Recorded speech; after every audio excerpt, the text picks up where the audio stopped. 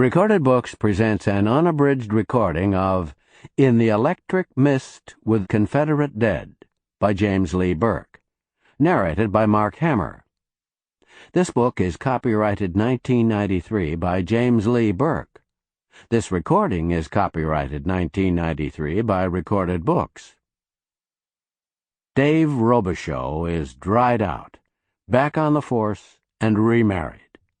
When the ghost of a long-dead Confederate general begins to haunt his latest murder case, Dave's newfound peace is threatened with mayhem and madness. And now, In the Electric Mist with Confederate Dead.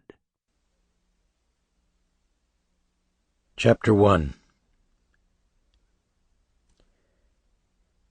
The sky had gone black at sunset, and the storm had churned inland from the Gulf and drenched New Iberia, and littered East Maine with leaves and tree branches from the long canopy of oaks that covered the street from the old brick post office to the drawbridge over Bayou at the edge of town.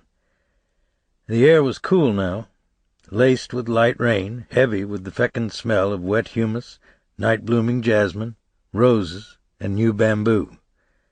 I was about to stop my truck at Dell's and pick up 3 crawfish dinners to go when a lavender Cadillac fish-tailed out of a side street, caromed off a curb, bounced a hubcap up on a sidewalk, and left long, serpentine lines of tire prints through the glazed pools of yellow light from the street lamps.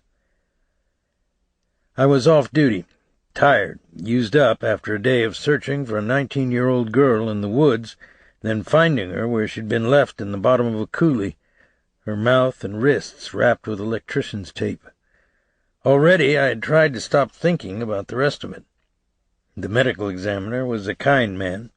He bagged the body before any news people or family members got there. I don't like to bust drunk drivers. I don't like to listen to their explanations, watch their pitiful attempts to affect sobriety, or see the sheen of fear break out in their eyes when they realize they're headed for the drunk tank with little to look forward to in the morning except the appearance of their names in the newspaper. Or maybe in truth I just don't like to see myself when I look into their faces. But I didn't believe this particular driver could make it another block without ripping the side off a parked car or plowing the Cadillac deep into someone's shrubbery. I plugged my portable bubble into the cigarette lighter, clamped the magnets on the truck's roof, and pulled him to the curb in front of the Shadows, a huge brick, white-columned antebellum home built on Bayou Teche in 1831. Sample complete. Ready to continue?